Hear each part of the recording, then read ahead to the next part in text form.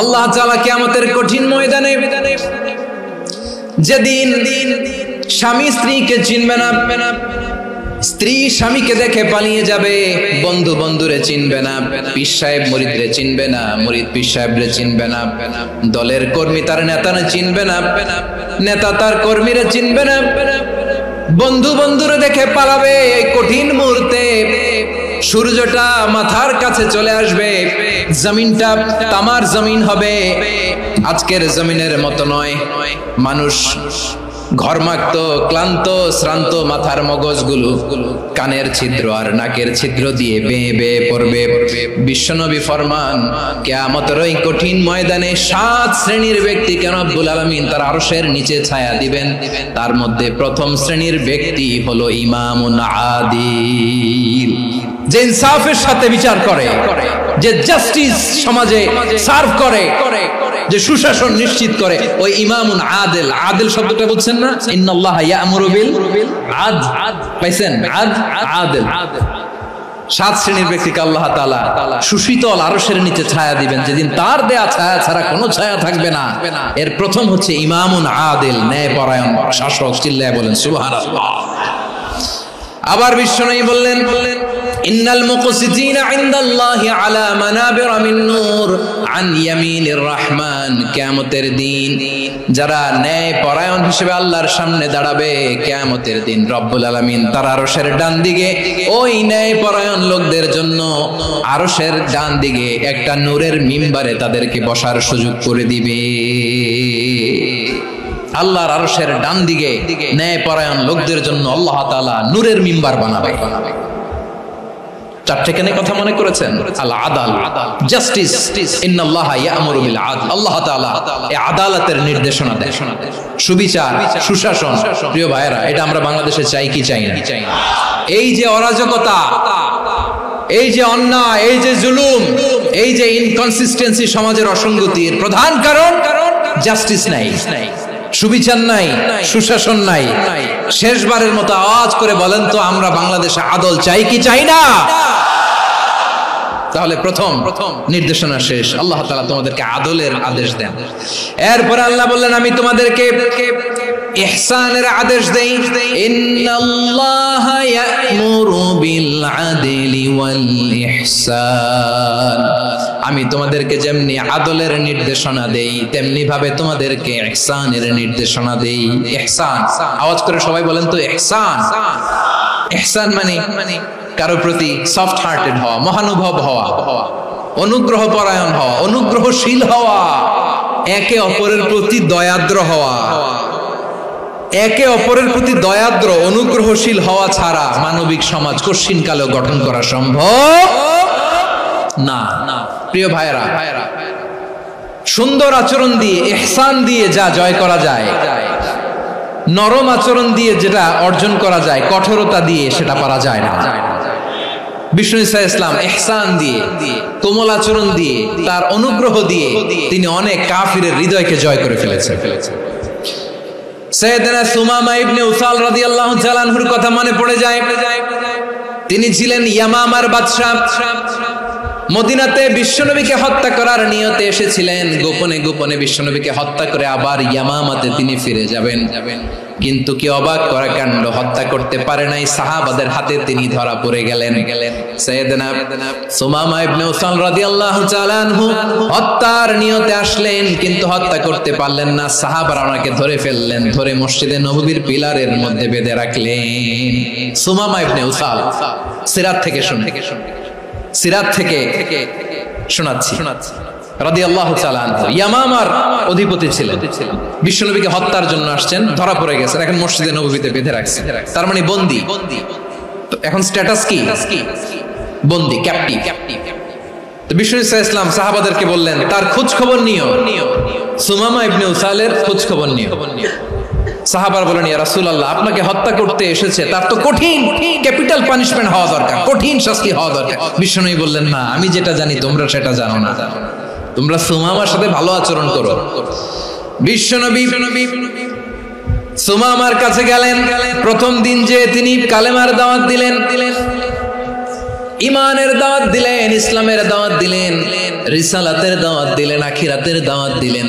পরের দিন যে বিশ্বনবী সালাতের দাওয়াত দিলেন, যাকাতের দাওয়াত দিলেন। ইসলাম কি, কিভাবে, কেমন করে পালন করতে হয় চমৎকার আর্টিকুলেট করতে শুরু করলেন। তন্ময় হয়ে সুমামা ইবনে উসাল রাদিয়াল্লাহু তাআলা আনহু বিশ্বনবীর কথাগুলো শুনতে আরম্ভ করলো। একদিন নয়, 2 দিন নয়, টানা 3 দিন বিশ্বনবী সুমামার কাছে ইসলামকে প্রেজেন্ট করেছেন, উপস্থাপন করেছেন। আওয়াজ করে বলেন কয় দিন? 3 দিন। 3 দিন মসজিদে নববীতে বাধা। আর সাহাবীদেরকে বললেন তার খোঁজ খবর নিও, তোমরা যে রুটি বানাও এর মধ্যে সবচেয়ে ভালো আটার রুটিটা তারে দিও, সবচেয়ে রিফাইন্ড খেজুর যেটা পিওর খেজুর এটা তারে দিও। আর বিশ্বনবী নিজের ওট থেকে দুধ দহন করে ওনার বাড়ির এক কর্মচারীকে বলেছেন দুধ দহন করে সুমামার জন্য নিয়ে যেও। সুবহানাল্লাহ পড়বেন না? সবাই তো অবাক, ইয়ামামা থেকে আসছে নবীকে হত্যা করতে, বিশ্বনবী দেখে তারে জামাই আদর করে।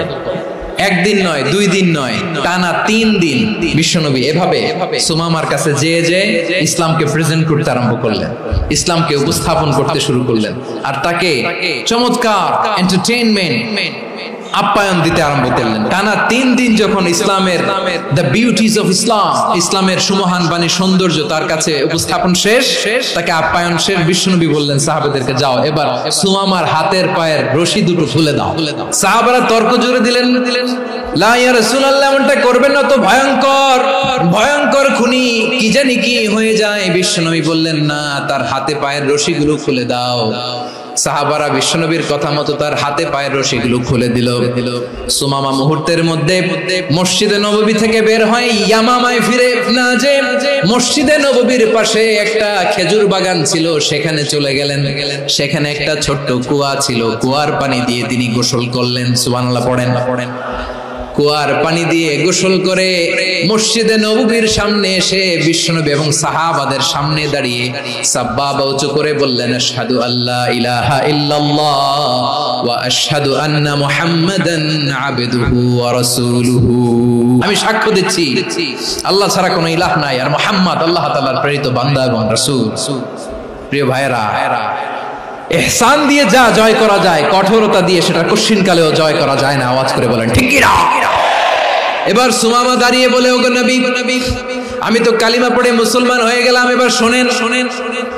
এই মুহূর্তের আগে আপনার চেহারার চাইতে নিকৃষ্ট কোনো চেহারা আমার কাছে ছিল না, কিন্তু শাহাদা পাঠ করার পরে আপনার চেহারার চাইতে উত্তম শ্রেষ্ঠ কোনো চেহারা আমার কাছে আর নাই। ও নবী, আজকের দিনের আগে ইসলাম ধর্মের চেয়ে নিকৃষ্ট অপছন্দনীয় কোনো ধর্ম আমার কাছে ছিল না, কিন্তু এই মুহূর্ত থেকে ইসলামের চেয়ে সেরা শ্রেষ্ঠ পছন্দনীয় কোনো ধর্ম আমার কাছে নাই। নবী গো, আজকের দিনের আগে মদিনার চাইতে অপছন্দনীয় নিকৃষ্ট কোনো শহর আমার কাছে ছিল না, কিন্তু এই মুহূর্তের পর থেকে মদিনার চাইতে কোনো শ্রেষ্ঠ শহর আমার জানা নাই। সে ছিল গমের বড় ডিলার, গম বেচতো। কি বেচতো? তার গম কিনে মক্কার লোকেরা রুটি খাইতো। সে ঘোষণা দিল, আজকে থেকে মক্কাবাসীদের জন্য সব গম আমি হারাম করে দিলাম, মক্কাবাসী এখন না খেয়ে মরে। সুবহানাল্লাহ পড়বেন না? মক্কাবাসী বিশ্বনবীর কাছে আসলেন, এসে বললেন, মুহাম্মদ, আমরা তো তোমার ভাই, তোমার চাচা, তোমার ভাতিজা, তোমার আত্মীয়, তুমি সুমামারে বলো সে যেন আবার গমের সাপ্লাই মক্কার জন্য অনুমতি দিয়ে দেয়। বিশ্বনবীর অনুমতি ক্রমে সুমামা আবার মক্কাতে গম পাঠাতে শুরু করলো। পড়েন সুবহানাল্লাহ। ইহসান, ইহসান দিয়ে আপনি যেটা জয় করতে পারবেন, you can win the heart of your enemies. ইহসান দিয়ে আপনি আপনার শত্রুর হৃদয়কে জয় করতে পারবেন। এজন্য আল্লাহ বললেন, ওয়া আনফিকু ফি সাবিলিল্লাহি ওয়া লা তুলকু বিআইদিকুম ইলাত তাহলুকা ওয়া আহসিনু ইন্নাল্লাহা ইউহিব্বুল মুহসিনিন। তোমরা আল্লাহর রাস্তায় দান করবে আর নিজেরা নিজেদেরকে ধ্বংসের হাতে ঠেলে দিও না। তোমরা একে অপরের প্রতি ইহসান করবে, কারণ ইহসানকারীদেরকে আল্লাহ বড় ভালোবাসেন। সুবহানাল্লাহ পড়েন। আবার সূরা রহমানে আল্লাহ বললেন, হাল জাযাউল ইহসানি ইল্লাল ইহসান ফাবিআইয়ি আলা, সবাই পড়েন ফাবিআইয়ি আলাই রাব্বিকুমা তুকাযযিবান। ইহসানের প্রতিদান হিসেবে ইহসানি হয়। বিশ্বনবী সুমামার প্রতি যেমন ইহসান করেছেন, সুমামাও ঠিক তেমন ইহসান ফিরিয়ে দিয়েছে। ঠিক কিনা বলেন? তাহলে এক নম্বরে হচ্ছে আদ, ন্যায় বিচার। দুই নম্বরে সবাই বলেন ইহসান, সদাচরণ। ইহসান দুই ধরনের প্রিয় ভাইরা, ইহসান ফিল ইবাদা, ইহসান ফিল মুআমালা। ইহসান ফিল ইবাদা হচ্ছে একাগ্র অনুভবে ইবাদতে ডুব দেওয়া, এর নাম ইবাদতের ইহসান। সুবহানাল্লাহ পড়ুন। বিশ্বনবী বলেন ইহসান মানে কি জানো নাকি? হাদিসে জিবরিলে সাইয়েদনা জিবরিল আলাইহিস সালাম বিশ্বনবীকে বললেন আখবিরনি আনিল ইহসান। নবী আমাদেরকে বলেন ইহসান মানে কি? বিশ্বনবী বললেন আনতা আবুদাল্লাহ কাআন্নাকা তারাহু ফাইন লাম তাকুন তারাহু ফাইন্নাহু ইয়ারাক। ইহসান মানে হলো এমন ভাবে তুমি আল্লাহর সামনে নিজেকে উজাড় করে ইবাদত করবে, তুমি ভাববে তুমি আল্লাহকে দেখতে পাচ্ছ। আর এটা যদি ভাবা তোমার জন্য কঠিন হয়ে যায়, অন্তত এতটুকু তুমি ভাববা যে আল্লাহ তোমাকে দেখতে পাচ্ছেন। ঠিক কিনা বলেন? ও আমার বীর চট্টলার ভাইয়েরা, কেউ যেটা দেখে না সেটা দেখে কে? এই বিশ্বাস হৃদয়ের মধ্যে আছে? নামাজে যখন দাঁড়ান এই ফিলিংসটা আনা যাবে? এসা পর্যন্ত যে আমরা হায়াত পাবো কোনো গ্যারান্টি আছে? সবাই আওয়াজ করে বলেন গ্যারান্টি আছে? গ্যারান্টি নাই। এজন্য বিষ্ণু ইসলাম বলেছে এমন ভাবে নামাজে দাঁড়াও, ইবাদত করো, মনে করো হতে পারে এটাই আমার জীবনের শেষ নামাজ। পারফর্ম দ্য সালাহ as if this is your last and final prayer. এমন ভাবে সালাতে দাঁড়াও, ভাবো হতে পারে এটাই তোমার জীবনের শেষ নামাজ। এমন ভাবে নামাজে দাঁড়াও, ভাবো এটাই শেষ নামাজ। তাহলে নামাজে একাগ্রতা বাড়ায় দিবে কে? ফলে ইবাদতের ইহসান আমাদের অর্জিত হবে। আর মুআমালাতে ইহসান হলো, বিশ্বনবী বলেন ইন্নাল্লাহা তাবারাকা ওয়া তাআলা كتب الإحسان على كل شيء فإذا قتلتم فأحسنوا القتلة وإذا ذبحتم فأحسنوا الذبح وليحد أحدكم شفرته وليرح ذبيحته।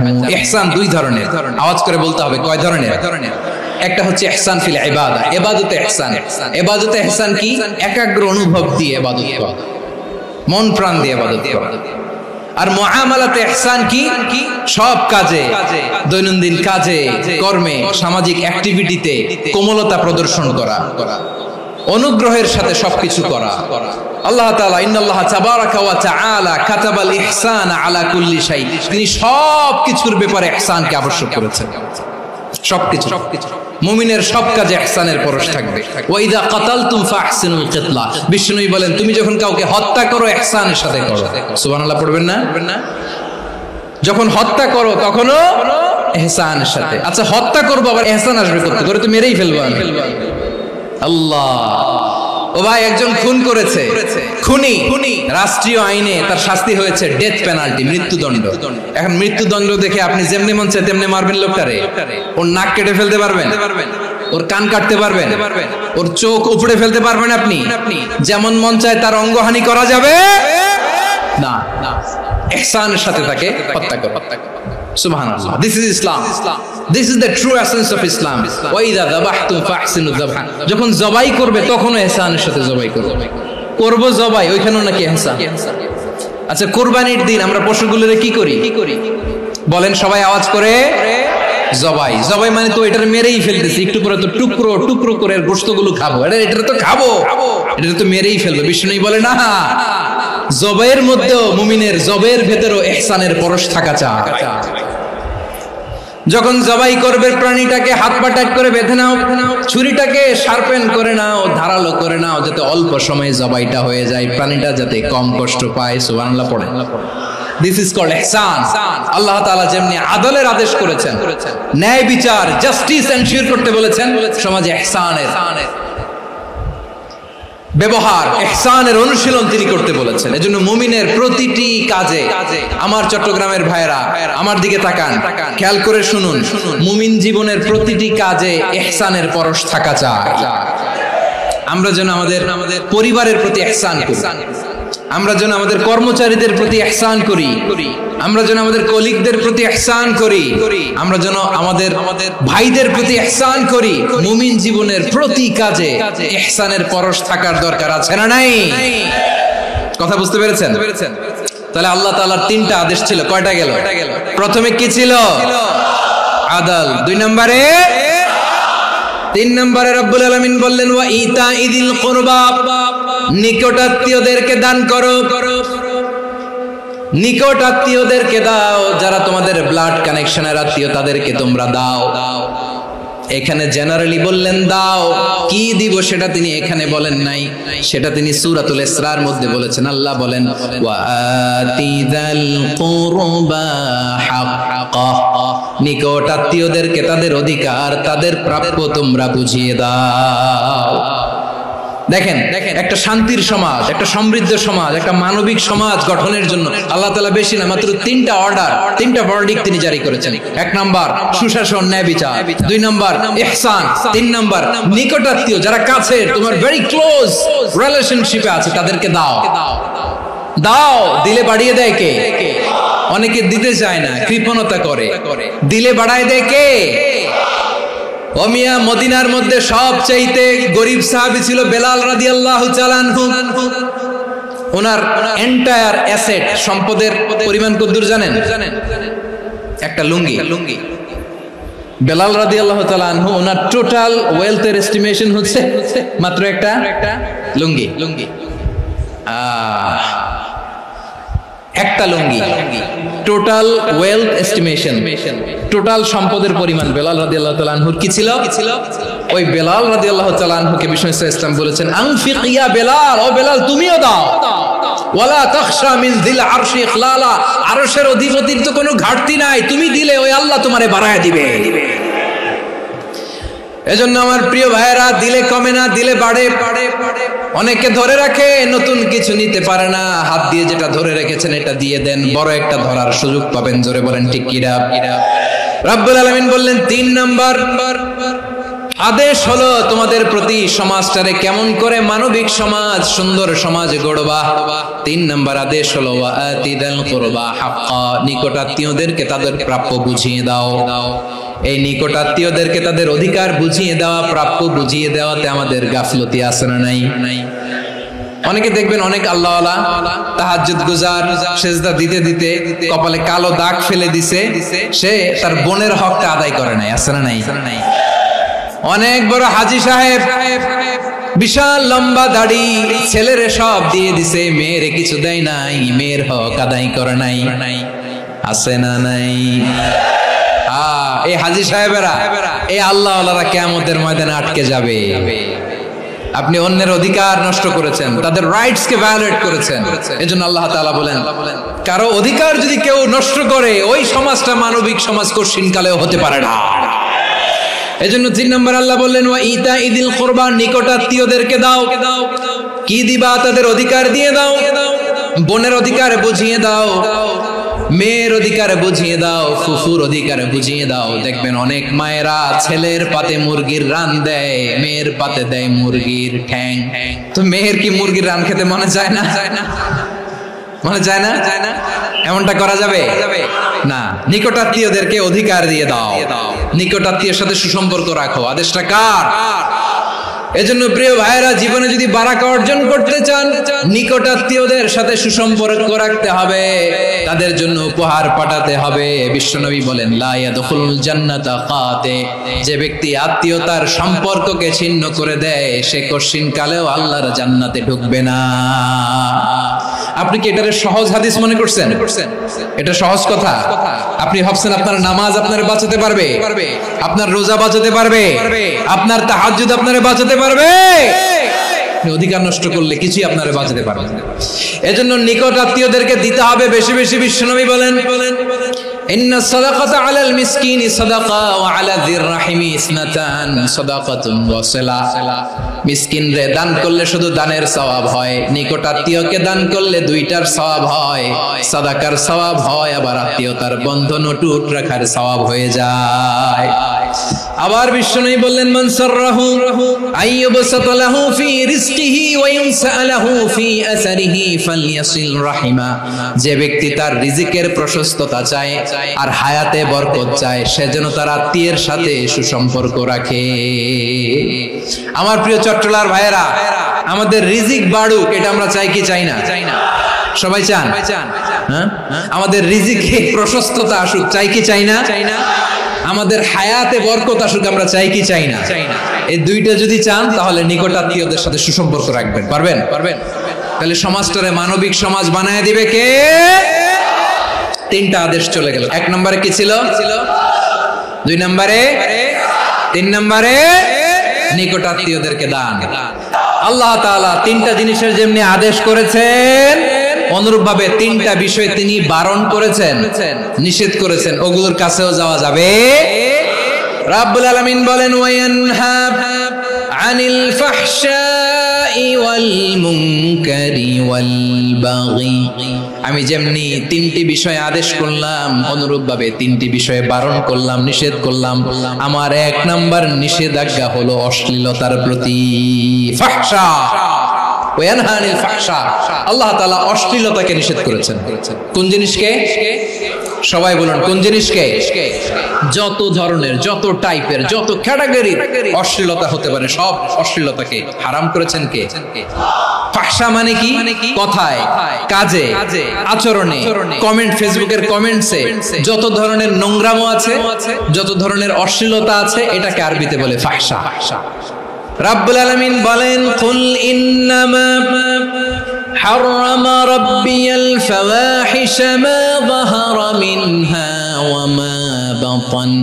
ও নবী, আপনি বলে দেন, আমার রব প্রকাশ্য, অপ্রকাশ্য, স্পষ্ট কিংবা অস্পষ্ট, দৃশ্যমান কিংবা অদৃশ্যমান সব অশ্লীলতাকে হারাম করেছেন। সব ধরনের অশ্লীলতা হারাম। আল্লাহ তাআলা আমাদেরকে অশ্লীলতা থেকে বাঁচাও। এবার বলেন, আমাদের সমাজে অশ্লীলতা আছে না নাই? অশ্লীলতা নানা ভাবে, নানা নামে, নানা মোড়কে আমাদের সমাজে আছে না নাই? সংস্কৃতির নামে, ফ্যাশনের নামে, বিনোদনের নামে, উপন্যাসের নামে, কনসার্টের নামে অশ্লীলতা আছে না নাই? আপনি দেখেছেন কনসার্ট গুলোর অবস্থা? আমাদের তরুণ তরুণীরা, আমাদের যুবক যুবতীরা, আমাদের জেনজিরা, কি অবস্থা ওইখানে? কনসার্টের নামে অশ্লীলতা আছে না নাই? ছেলে মেয়ে একে অপরকে জড়ায় ধরতেছে, একে অপরকে চুমু খাচ্ছে, প্রকাশ্যে, দিবালোকে, গণমানুষের সামনে। আল্লাহ তাআলা এই অশ্লীলতা থেকে আমাদেরকে বেঁচে থাকতে বলেছেন। রূপালী জগতের নামে অশ্লীলতা আছে না নাই? এই টার্মটা আপনারা জানেন না? রূপালী জগৎ কি জগৎ? আসলে কি রূপালী জগৎ না অন্ধকার জগৎ? আমার বোনেরা, আপনাদেরকে যে কি বলে তারা বুঝায়, রূপালী জগৎ শুনেই আপনি ভরকে যাবেন না। রূপালী জগতে যে নারী যত বেশি উলঙ্গ, সে নাকি তত বেশি সাহসী। জানেন? বলে এটা একটা সাহসী নারী, খুব সাহসী পদক্ষেপ তার। যত বেশি শরীর থেকে কাপড় নামাতে পারবে, যত বেশি বস্ত্রহীন হয়ে নিজেকে প্রেজেন্ট করতে পারবে, সে নাকি তত বেশি সাহসী। আমার চট্টলার ভাইয়েরা, শয়তানের প্রথমে এজেন্ডা ছিল বনি আদমকে বস্ত্রহীন করা। সে আদম এবং হাওয়া আলাইহিস সালামকে নিষিদ্ধ গাছের ফল খাইয়ে তাদেরকে বস্ত্রহীন করেছে। এই জামিনেও সে আমাদেরকে বস্ত্রহীন করতে চাইবে। এই রূপালী জগতের নামে তারা এটা করে। আমার প্রিয় বোনেরা, আপনি জানেন না আপনার দাম কত? ওরা আপনাদেরকে বিজ্ঞাপনের সস্তা পণ্য বানাতে চায়।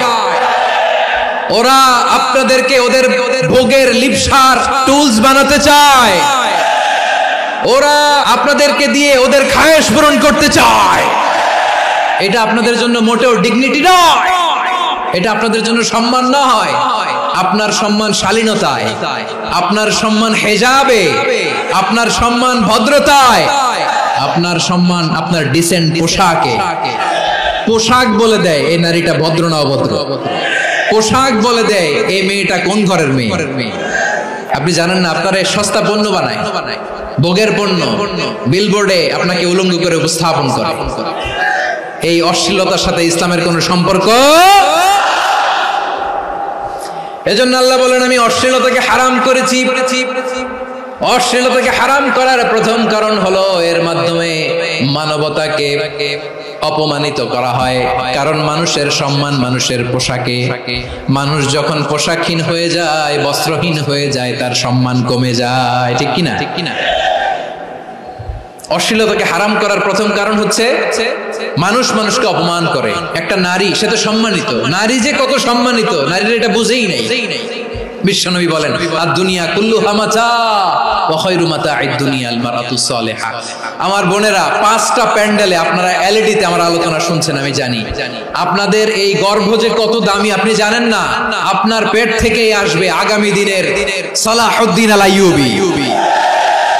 আপনার পেট থেকেই আসবে অনাগত দিনের ইমাম মাহদী আল মুনতাযর। আপনার পেট থেকেই আসবে অনাগত দিনের ফয়সাল, ওয়াসিম, মুগ্ধ, আবু সাইদের মতো বীর যোদ্ধা। আমার প্রিয় বোনেরা, আমার প্রিয় বোনেরা, বিশ্বনবীর কথার ওজন খেয়াল করেন। আদ-দুনিয়া কুল্লুহা মাতা ওয়া খায়রু মাতা'আদ দুনিয়া আল মারআতুস সালিহা। দুনিয়ার সবকিছুই অ্যাসেট, এর মধ্যে সবচেয়ে দামি অ্যাসেট নেককার নারী। আপনার গর্ভ যে কত দামি আপনি জানেন না। নিজের সময়টাকে কাজে লাগান, কোরআন পড়েন, সুন্নাহ পড়েন। আপনার অনেক দায়িত্ব ঘরে। You are the MD of your family. একটা family it's a very big institution.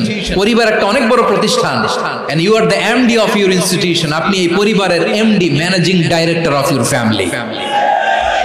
এখানে আপনার কত দায়িত্ব। আপনি ছেলে মেয়েদেরকে তারবিয়া করবেন, আপনি আপনার স্বামীর জন্য ঘরটারে জান্নাতের নীর বানাবেন, আপনার জন্য জান্নাতের ডুপ্লেক্স বাড়ি ওইখানে তৈরি করে রাখবে কে? আপনি যে কত দামি আপনি জানেন না। নারীদেরকে আল্লাহ বানিয়েছেন উচ্চতর করে, নিম্নতর নয়। নারীদেরকে ছোট্ট জিনিস দিলে এটার বড় করে দেয়। নারীদেরকে ভ্রূণ দিলে, শুক্রাণু দিলে নারী এটারে বাচ্চা হিসেবে উপহার দেয়, ঠিক কিনা? বিয়ের মাধ্যমে স্বামী যখন তার শুক্রাণু তার স্ত্রীকে উপহার দেয়, স্ত্রী রিটার্নে কি উপহার দেয়? ফুল ফর্ম বেবি, মানব সন্তান। দেখছেন, আপনি দিলেন একটুকুনি, দিছে বিশাল। আপনি যদি নারীকে বাজার এনে দেন, নারী এটাকে সুস্বাদু খাবারে রূপান্তর করে দেয়। আপনি তাকে একটা মুচকি হাসি দিয়ে দেন, সে তার কলিজা দিয়ে দেয়। কিন্তু যদি আপনি তার মনে কষ্ট দেন, সে আপনার জীবনকে জাহান্নাম বানায়া দেন। নারীর মন বুঝতে পারলে নেয়ামত, বুঝতে না পারলে কিয়ামত। আমার প্রিয় বোনেরা, আপনি যে কত দামি আপনি জানেন না। অনেক দামি আপনি। আপনাদেরকে যেন ভোগের সস্তা পণ্য বানাতে না পারে, আপনাদেরকে সচেতন থাকতে হবে। তাহলে কেন আল্লাহ তাআলা এই ফাহশা অশ্লীলতাকে হারাম করলেন? 1 নাম্বার, এতে হিউম্যান ডিগনিটি কমে। 2 নাম্বার, এতে মানুষের অধিকার নষ্ট হয়। আপনি বিয়ে করেছেন, এরে পরকিয়া করেন, ওর সাথে এরকম আছে না নাই? স্ত্রীর অধিকার নষ্ট করেছেন। আপনি বিবাহ সম্পর্কে আবদ্ধ হয়েছেন, তার সাথে আপনি পরকিয়া করেন ওই ছেলের সাথে, আপনি আপনার হাজবেন্ডের সাথে বিট্রে করেছেন। এজন্য আল্লাহ অশ্লীলতাকে হারাম করেছেন। অশ্লীলতাকে হারাম করার আরেকটা কারণ হচ্ছে আল্লাহ তাআলা এই হিউম্যান জেনারেশনকে এটাকে প্রিজার্ভ করতে চায়। হিফজুন নাসল, এটা মাকাসিদুশ শরিয়ার অনেক গুরুত্বপূর্ণ একটা মাকাসিদ, অনেক গুরুত্বপূর্ণ। আপনার নাসল, আপনার জেনারেশনকে সংরক্ষণ করা। এই যে আসতেছে ফেব্রুয়ারি, কত ফেব্রুয়ারি জানো? এটা কি বিশ্ব ভালোবাসা দিবস? হ্যাঁ, কে দিবস? এই বিশ্ব ভালোবাসা দিবসের সাথে মুসলমানদের কোনো সম্পর্ক নাই। আমার প্রিয় ভাইরা, এই যে আপনি অবৈধ সম্পর্কে জড়ালেন, কেন আল্লাহ অশ্লীলতাকে হারাম করেছে দেখেন। বলতেছিলাম যে এটা আপনার নাসল, আপনার জেনারেশন, আপনার লিনিয়েজ, আপনার বংশকে প্রিজার্ভ করা। কে কার বাবা, কে কার মা, বাবা মা জানা, প্রজন্মকে প্রিজার্ভ করা, এটা ইসলাম ওয়াজিব করে দিয়েছে।